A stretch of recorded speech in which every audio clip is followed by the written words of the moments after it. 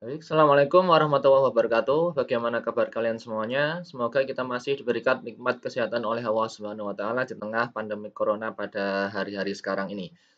Baik, kembali lagi di video ini, kita akan belajar mata kuliah. Kita masuk ke mata kuliah Teknologi Bahan Konstruksi (TBK). Kemarin di video pertama sudah saya sampaikan apa namanya, bahan utama penyusun bangunan. Ada yang utama yang akan kita bahas ada beton kemarin sudah sama Pak Rahmat, kemudian nanti ada baja, ada kayu dan bambu.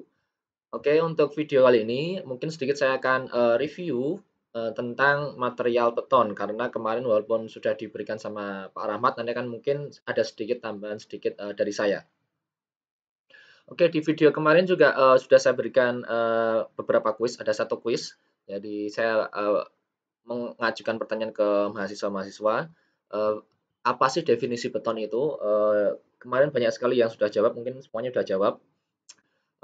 Banyak yang bilang bahwa beton itu zat penyusunnya adalah dari pasir, kemudian kerikil sama semen ya, dan air jangan lupa. Kalau cuma semen saja nggak akan bisa jadi beton. Jadi kalau kemarin kalian jawab ada kerikil, pasir, dan semen plus air. Ada yang pakai perbandingan 1, 2, 3, airnya setengah.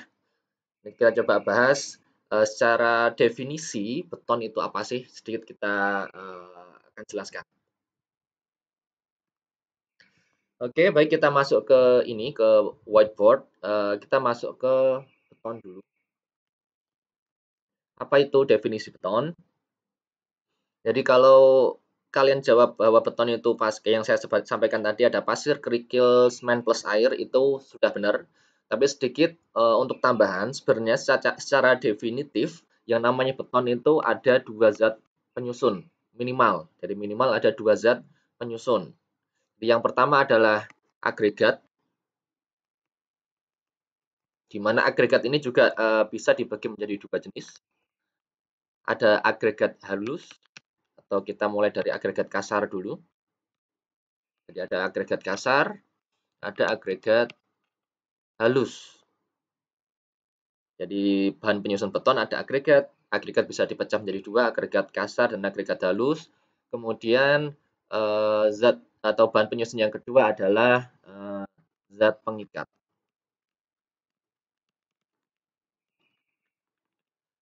Jadi ada dua ini. Jadi zat pengikat itu mungkin salah satu contohnya itu adalah semen dicampur dengan air. Itu salah satu. Nanti ada contoh lainnya. Tapi yang jelas yang namanya beton secara prinsipnya itu adalah ini. Jadi disusun dari agregat, entah itu agregat kasar dan halus atau salah satu saja. Kalau salah satu mungkin belum jadi beton ya. Yang penting ada dua ini ya. Agregat kasar dan agregat halus plus zat pengikat. Kemudian boleh nanti ada satu lagi tambahan yang sifatnya opsional, boleh diberikan, boleh tidak. Yaitu kita sebut dengan zat aditif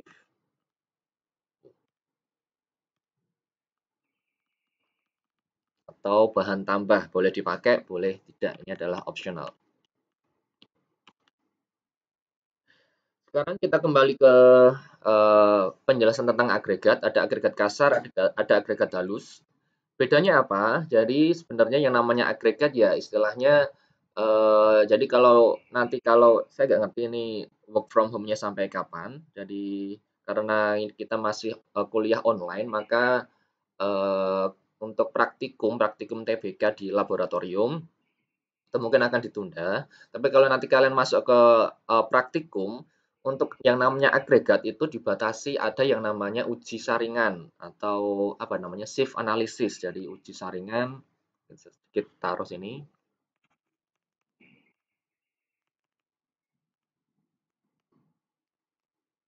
Uji agregat saringan agregat atau mungkin shift ya. Saya nggak ngerti ini tulisannya benar atau enggak shift analysis. Ini mungkin kemarin juga sudah disampaikan oleh Pak Rahmat. Jadi yang namanya agregat kasar dan agregat halus itu kan ada saringan-saringan di mana saringan itu ada kodenya jadi atau nomor saringannya. Jadi yang paling besar itu kalau nggak salah berapa 1,5 inci, 1,5 inci.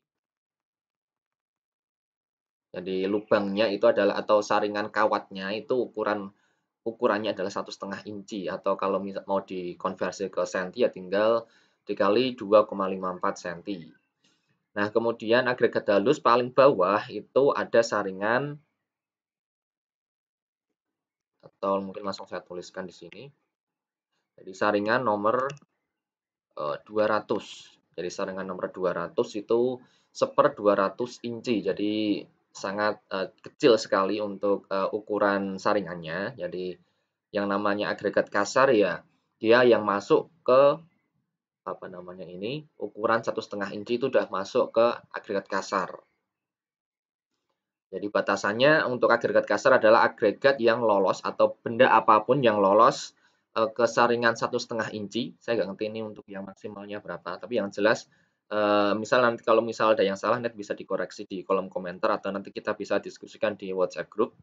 Jadi yang namanya agregat kasar itu adalah agregat yang lolos saringan 1,5 inci. Jadi ukuran maksimalnya adalah 1,5 inci. Kemudian dan juga dia terbatasi oleh saringan nomor 4.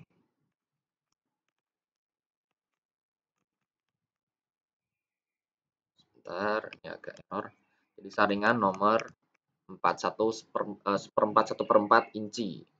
Jadi batasannya antara agregat kasar dan agregat halus itu adalah saringan nomor 4. Yang tidak lolos nomor saringan nomor 4 itu masuknya adalah agregat kasar, tapi yang lolos, benda apapun yang lolos ke saringan nomor 4 itu masuknya adalah agregat halus.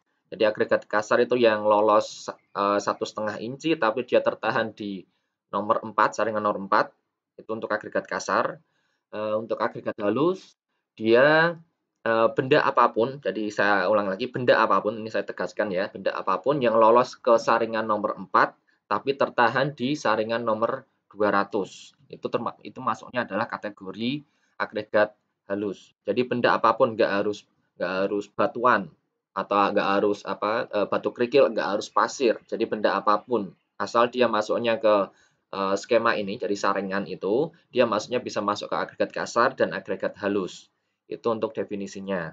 Kemudian sedikit untuk zat pengikat, itu contoh salah satunya tadi yang sering kita gunakan itu menggunakan semen plus air ya. Jadi nggak hanya semen saja tapi dicampur dengan air.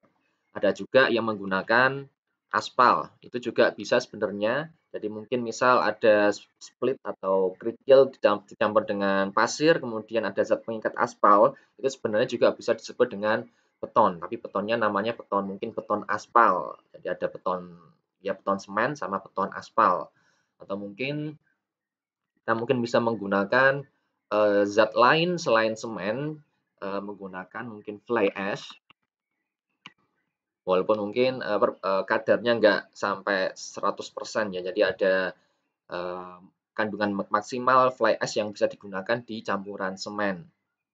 Jadi atau mungkin mungkin menggunakan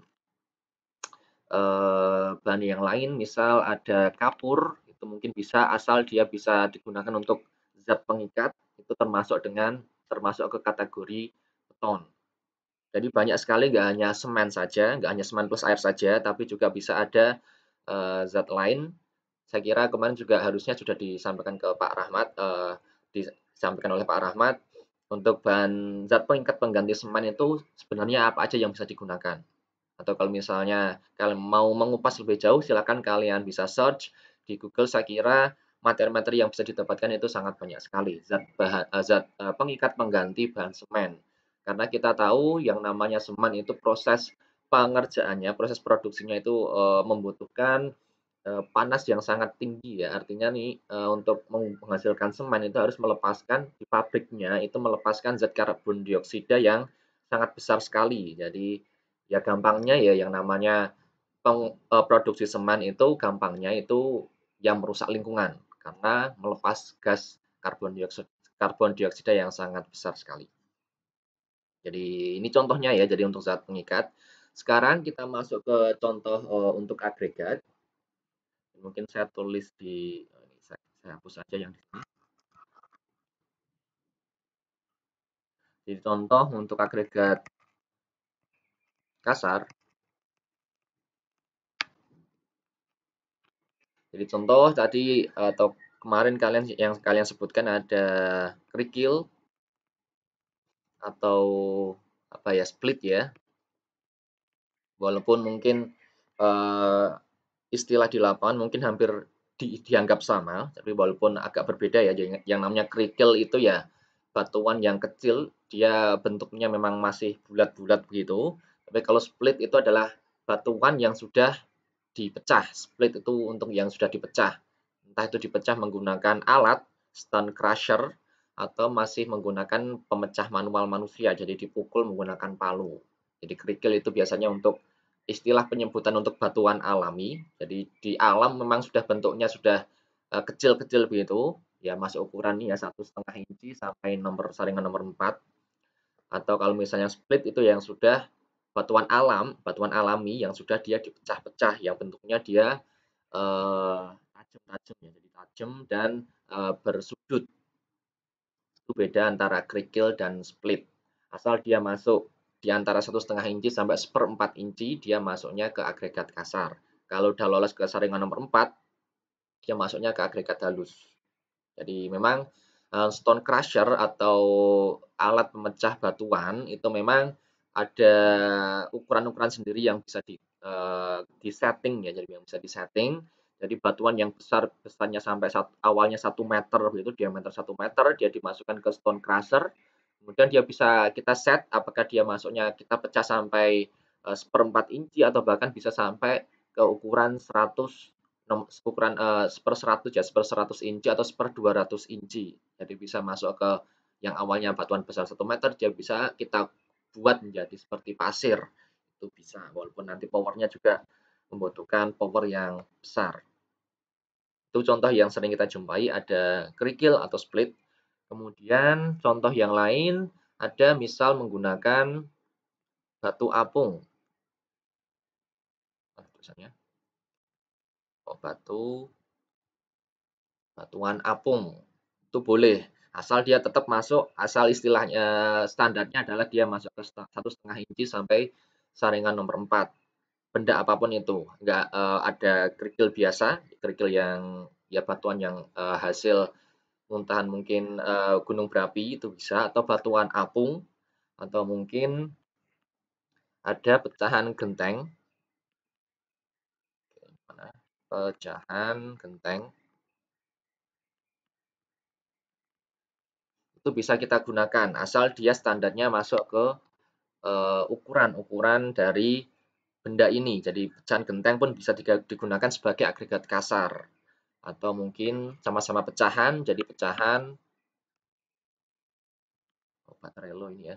Pecahan mungkin pecahan apa namanya? Pecahan beton. Beton yang sudah jadi kemudian mungkin karena betonnya rusak atau bagaimana nanti kondisinya dipecah, nanti akan menjadi pecahan beton lagi. Jadi beton yang sudah jadi dipecah lagi. Mungkin karena ada kerusakan bangunan akhirnya betonnya mengelupas begitu, itu juga bisa digunakan sebagai agregat kasar yang baru, itu boleh. Kemudian ada pecahan lagi, pecahan keramik boleh, atau mungkin pecahan menggunakan plastik, itu boleh, pecahan karet, karet ban itu boleh, karet ban luar ya, karet ban luar yang ukurannya besar-besar memang. Yang jelas tadi ya syaratnya adalah dari ukuran materialnya. Jadi ukuran ya ukuran entah itu dia ukuran maksimalnya, ukuran ukuran ya ukuran agregatnya. Dia masuknya agregat kasar. Jadi batasnya adalah 1,5 inci sampai saringan nomor 4.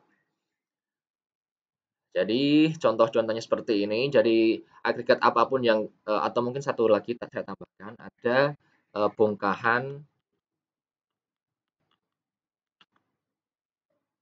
bongkahan besi itu boleh kita gunakan. Saya zoom. Jadi ada kerikil, ada batu apung, pecahan genteng, beton, keramik, plastik, karet ban bekas, ada bongkahan besi. Itu bisa digunakan sebagai agregat kasar. Jadi boleh apapun apapun bendanya atau bahkan mungkin kalau misalnya kalian punya ban-ban atau bukan ban ya, bola yang memang ukurannya di sini masuk ke 1,5 sampai saringan nomor 4 itu boleh kalian gunakan sebagai agregat kasar.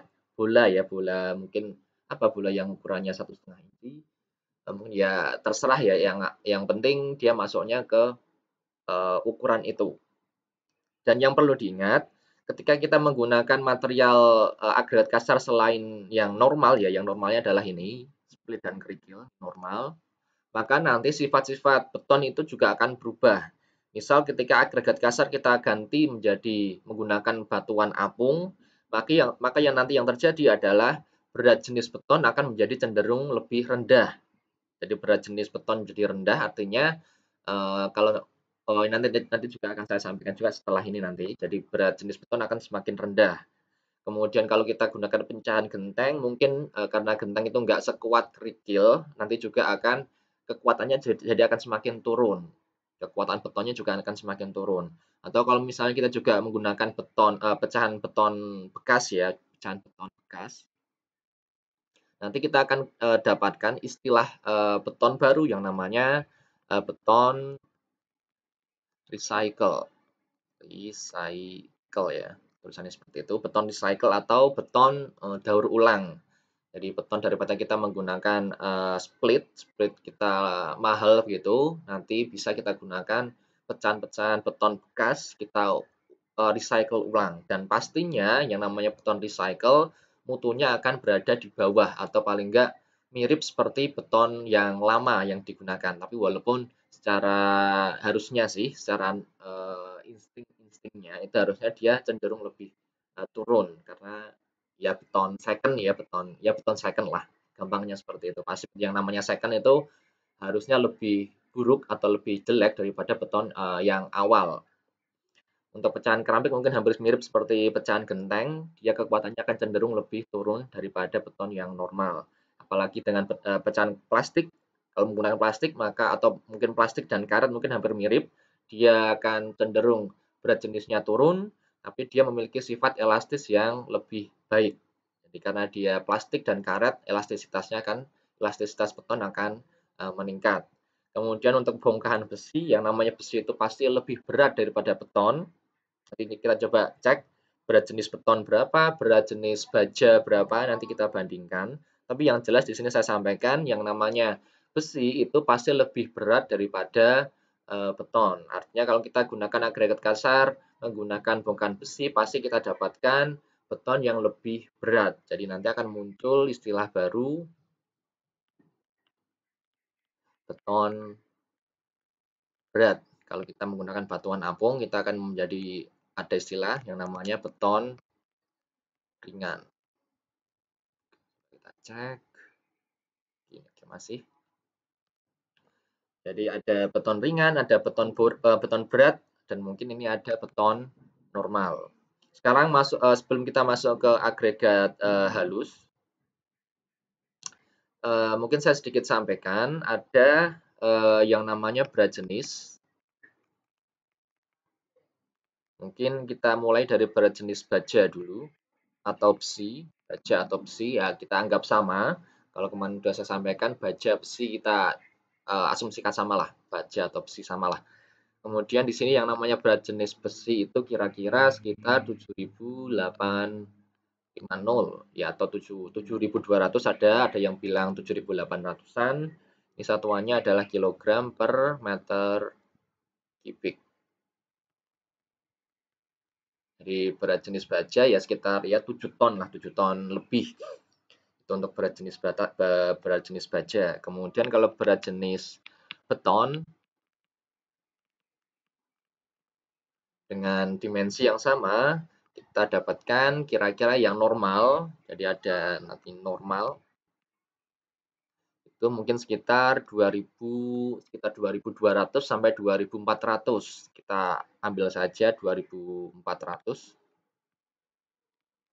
Satuannya kilogram per meter pangkat 3. Jadi kita bisa lihat di sini antara baja atau besi dibandingkan dengan beton normal itu ternyata memang lebih berat baja. Jadi kalau baja 7 ton, kalau beton paling hanya 2 ton sekian ya, 2,5 ton atau 2,2 yang saya sampaikan tadi, itu untuk yang normal. Kemudian ada tadi beton berat. Jadi batasannya biasanya yang namanya beton berat itu kalau sudah masuk ke berat jenis kira-kira 2.500 kg per meter pangkat 3. Jadi sebenarnya saya tulis beton normal 2.400, itu sebenarnya yang namanya 2.400 itu digunakan untuk perhitungan kalau kita menggunakan asumsi betonnya beton bertulang. Jadi beton yang sudah ada besinya di dalamnya. Jadi beton bertulang, ada tulangan besi di dalam. Jadi kita gunakan 2.400.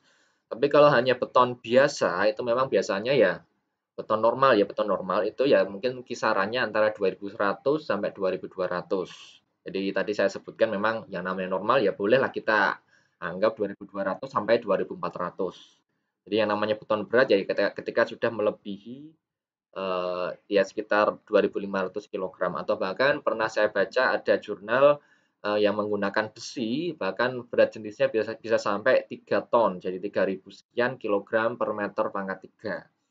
Itu juga bisa digunakan sebagai apa namanya termasuk jenis yang beton berat. Nah, sekarang untuk selanjutnya beton ringan, yang namanya beton ringan mungkin sebenarnya ya yang namanya ringan ya harusnya ya yang lebih ringan daripada beton normal. Tadi yang saya sampaikan beton normal itu mungkin ya paling kecil 2.100 ya 2.100. Harusnya sih yang namanya beton ringan itu batasannya 2.000 ya. Jadi yang penting dia di bawah lebih ringan daripada beton normal, maka itu bisa bisa disebut ringan. Tapi mungkin ini mungkin debatable, artinya masih bisa didiskusikan untuk batasan ini. Jadi banyak sering yang menyebut bahwa yang namanya beton ringan itu maksimal beratnya itu adalah 1.800 kilogram per meter pangkat 3. Ini masih ya ini masih relatif ya. Jadi mungkin di masa depan yang namanya beton berat itu mungkin harus lebih dari mungkin 2.450 boleh bisa udah bisa disebut dengan beton berat. Itu siapa tahu juga bisa seperti itu karena ini ilmu yang namanya ilmu tetap berkembang dan batasan ini pun masih relatif. Jadi mungkin 2.450 bolehlah kita sebut dengan beton berat atau mungkin beton ringan itu ringannya itu minimal harus atau maksimal beratnya harus 1.500 itu boleh. Tapi mungkin untuk sekarang yang saya tahu mungkin yang namanya beton ringan itu maksimal itu harus 1.800.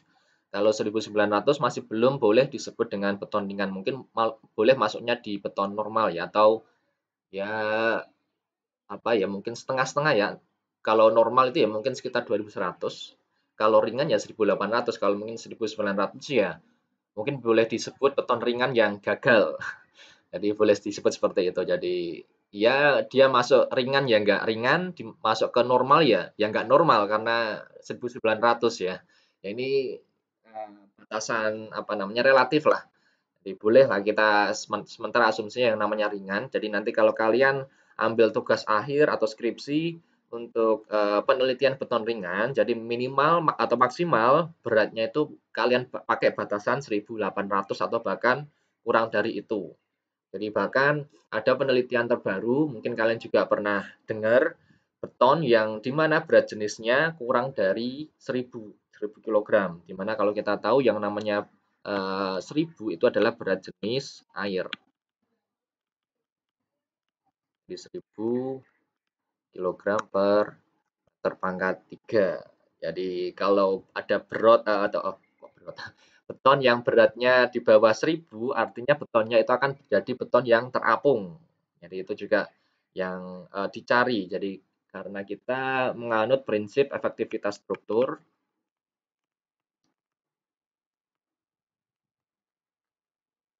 Jadi di mana efektivitas struktur ini kita mau mencari struktur yang atau bahan struktur atau material yang kuat tapi berat jenisnya rendah. Artinya kita mau cari yang kuat tapi dia ringan. Ini yang agak susah karena normalnya kalau mau kuat ya kita harus pilih yang material yang berat. Jadi semakin berat material ini prinsip dasar secara naturalnya, semakin berat maka semakin kuat. Semakin ringan ya semakin lemah. Itu normalnya seperti itu. Tapi karena kita mainnya di rekayasa engineer, jadi rekayasa, kita merekayasa alam, khalifatu fil ard, artinya merekayasa yang sudah ada di sekitar kita mau mencari sesuatu yang ringan, tapi dia itu kuat. Ini yang agak susah, nanti kita coba bahas lebih detail mungkin di kuliah-kuliah selanjutnya. Oke, ini sedikit kata kunci nanti bisa kalian pegang selama kalian belajar teknik sipil di Unisula. Ini ada berat jenis. Kemudian ini juga sudah saya sampaikan contoh-contoh agregat kasar. Sekarang kita masuk ke agregat halus. Jadi tadi agregat halus batasannya adalah saringan nomor 4 sampai saringan nomor 200. 200 ya, atau saringan nomor 4 ya ukurannya 1/4 inci, 200 ya 1/200 inci. Ya kira-kira seperti itu. Kemudian contohnya yang kemarin yang sudah kalian sebutkan di WhatsApp group, untuk agregat halus contohnya adalah pasir. Ini mungkin harus saya ganti ini ya, baterainya nanti coba semoga ini masih bisa dipakai. Jadi contohnya ada pasir, kemudian mungkin ada contoh ya serbuk. Serbuk tadi ada serbuk keramik. Itu boleh asal dia masuk ke syarat ini, syarat ukuran agregat atau mungkin abu batu. Abu batu jadi hasil pecahan dari stone crusher itu asal dia masuknya ke sini antara 400 sampai 200 itu dia masuknya ke agregat halus. Bagaimana kalau misal ada agregat yang dia ternyata lolos ke saringan terhadap saringan nomor 200. Jadi kalau lolos ke saringan 200 ya dia masuknya bukan agregat halus lagi tapi mungkin bisa kita sebut dengan apa? Silt ya. Saya nggak ngerti istilahnya benar apa salah. Jadi dia masuknya ke apa ya, semacam lempung ya. Nanti coba sambil dicek di mata kuliah mekanika tanah. Jadi kalau lolos ke saringan 200 dia udah nggak masuk agregat halus, tapi semacam ya silt atau clay. Nanti coba sambil dicek. Saya agak lupa. Jadi artinya memang yang namanya tapi yang penting yang perlu kalian pegang di sini, yang namanya agregat halus itu adalah paling kecil dia tertahan ke saringan nomor 200. Jadi ya boleh 100 sampai 200 lah itu untuk filler biasanya. Ya, ada serbuk keramik, ada abu batu, ada mungkin contoh lain apa ya mungkin ya banyak ya serbuk serbuk apa misal serbuk genteng mungkin boleh lah serbuk pecahan genteng jadi genteng yang sudah dihaluskan ditumbuk itu boleh digunakan sebagai agregat halus. Dan yang saya sampaikan juga, kalau kita menggunakan sesuatu yang beda dari yang normal, maka itu akan mengubah karakteristik dari beton yang akan kita kerjakan. Jadi sama seperti agregat kasar yang saya sampaikan tadi. Jadi banyak sekali yang bisa kita gunakan. Mungkin contohnya masih banyak. Ini yang saya sampaikan mungkin hanya 4 ini. Itu untuk contoh agregat halus. Biar enggak terlalu panjang video kali ini. Jadi ada agregat kasar, agregat halus juga sudah saya sampaikan contoh-contohnya, zat pengikat tadi sudah saya sampaikan contohnya juga. Sekarang zat aditif itu mungkin kita bisa bagi juga menjadi 2 jenis. Ada zat aditif ya, ini opsional, zat aditif yang sifatnya apa ya? Kita masuk yang kimiawi dulu. Jadi ada zat aditif kimiawi, ada yang zat aditif yang sifatnya alami. Ini mungkin juga sebenarnya istilah yang saya juga agak bingung, karena yang namanya kimiawi ya ya termasuk dari alam ya. Jadi yang namanya kimia ya termasuk dari alam, ya inilah pokoknya ya. Jadi, ada yang apa ya, kimiawi ya dibuat di pabrik gitulah, ya dibuat di pabrik. Tapi kalau alami ya dibuat di pabrik ya. Ini juga ya istilahnya kayak gitu, yang penting kalian paham lah. Ada istilah kimiawi sama alami, bahan kimia dan bahan alam. Ya itu silakan diperdebatkan sendiri. Jadi yang ini mungkin kemarin juga udah disebutkan sama Pak Rahmat. Jadi ada zat kimia dari bahan kimia, ada yang namanya plasticizer, ada sekitar 7 kalau nggak salah. Plasticizer, ada apa namanya water reducer, Ini istilah untuk apa namanya? Zat aditif bahan kimia ya. Jadi memang istilahnya aneh-aneh. Ada plasticizer, ada water reducer, ada retarder, ada apa ya? Akselerator, atau ada yang super ya, super plasticizer. Jadi ada plasticizer biasa, ada super plasticizer. Seingat saya ada 7, tapi mungkin sambil nanti saya berikan materinya juga. Jadi kita coba bahas satu persatu secara basic aja. Jadi plasticizer itu adalah untuk apa ya? Untuk menambahkan sifat plastis di campuran beton atau biar apa namanya? Mengerjakannya semakin mudah. Jadi kalau kita tanya ke tukang, kalau kita misalnya airnya kalau tukang itu mengerjakan menyampur beton begitu menggunakan cangkul, itu pasti seneng kalau airnya itu banyak. Artinya airnya banyak, dia betonnya lembek atau ya mudah dikerjakan atau lebih plastis ya. Jadi kalau semakin banyak air, dia lebih plastis. Tapi kalau terlalu banyak air, ya nanti efeknya ke faktor air semen. Jadi kemarin juga saya lihat ada jawaban kalian yang menyinggung tentang faktor air semen. Artinya mungkin sudah disampaikan oleh Pak Rahmat. Artinya kalau kebanyakan air, mutu beton akan semakin turun. Tapi kalau airnya banyak, ya itu menjadikan beton menjadi lebih plastis atau yang membuat tukang jadi lebih senang karena lebih mudah pengerjaannya. Jadi daripada kita menambah air di mana mutunya akan menjadi kurang, kita bisa menambahkan zat plasticizer di mana airnya sama tetap, kekuatannya sama tetap, tapi dia eh, pengerjaannya jadi lebih mudah atau menambahkan sifat plastisitas di campuran beton. Itu untuk plasticizer.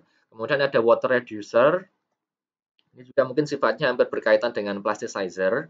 Jadi artinya apa ya, water reducer ya mungkin hampir mirip ya, menambah sifat plastisitas beton, campuran beton ya. Nanti coba sambil kalian cek nanti nanti insya Allah saya kasihkan materinya, mungkin tetap saya kasihkan di link deskripsi, nanti silakan kalian cek.